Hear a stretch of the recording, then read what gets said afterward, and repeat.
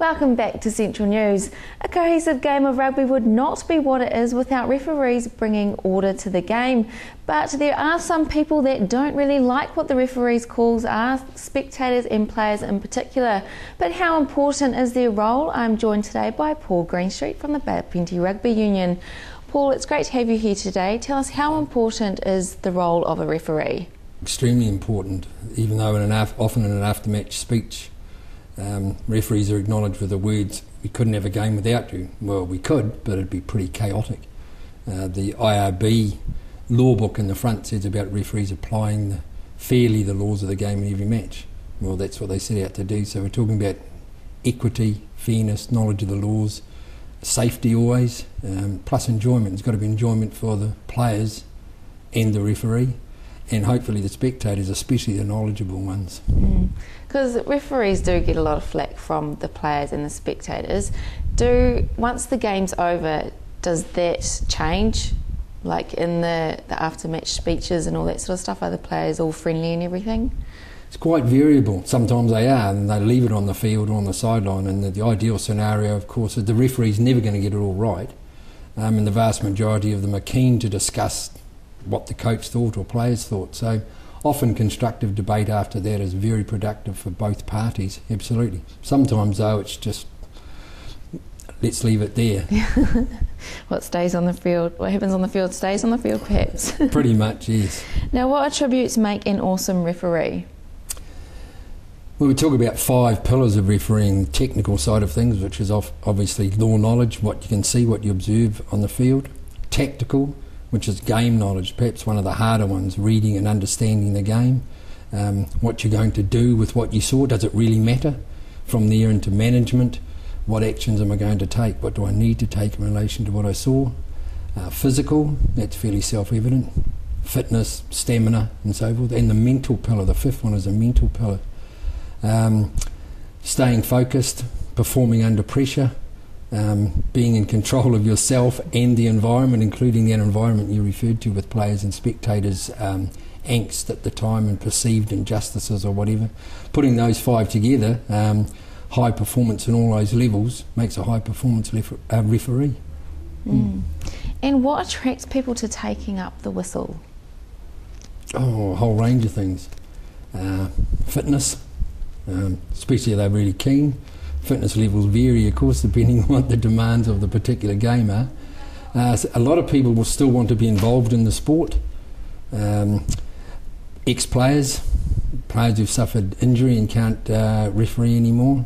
Those who are too small for going to, or weight, and they can't play anymore, can't make the grade, not quite good enough for the grade, whether it's under 21s or seniors or whatever, but still want to be part of it. The social, the fitness, the game itself. So there's a whole range of reasons why they join. And you've been involved in the refereeing sector for a number of years now, and now that you've come into the Bay of Plenty, you recently transferred from north of Auckland, and from being a principal, how are you developing referees in the Bay of Plenty? Well, looking at a whole range of avenues. The Bay of Plenty Union Referees Association, particularly through their senior referees, have organised a program this year, including sessions with David Galbraith, who's a highly regarded sports psychologist. We do that on a bay-wide system once a month, and local associations, local sub-unions meet every Monday night as well and go through various aspects of tackle advantage and so forth. Myself, I'm looking at being part of that, introducing level 1 coaching courses, because the referees need training and coaching, but so do the referee coaches, which is a relatively new concept, coaching coaches for their programs. So there's level 1 and 2 programs for that as well. Associate referees courses, you make the call courses that we were talking about earlier on in high schools. A whole range of courses and options like that, training nights, training venues for referees coaches, but I'm also looking to build a bigger liaison between clubs and the referees themselves, and finding out what the two want and what they need and what the glitches are and what we can do about it to improve it. Yeah.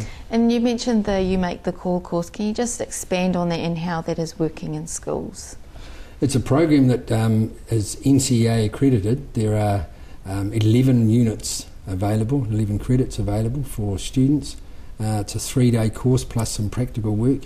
Level 2 and 3 units are available where they learn about not just rugby and refereeing, but also sports management and sportsmanship and sports training and preparation for games.